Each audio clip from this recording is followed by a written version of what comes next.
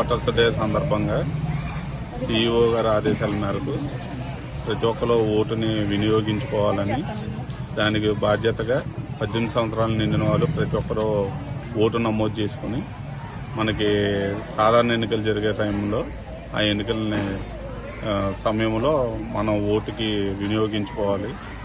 కాబట్టి అక్కడ నుంచి ఎంఆర్ఓ ఆఫీస్ నుంచి స్కూల్ వరకు మానవహారం నిర్వహించి అందరికీ ఓటు మీద అవగాహన కలిగే విధంగా మనం స్లోగన్స్ చేసుకుంటూ ఇక్కడి వరకు వచ్చాము. దీంట్లో ఎస్ఐ రైటింగు, ముగ్గులు పోటీలు కాంపిటీషన్ పెట్టడం జరిగింది.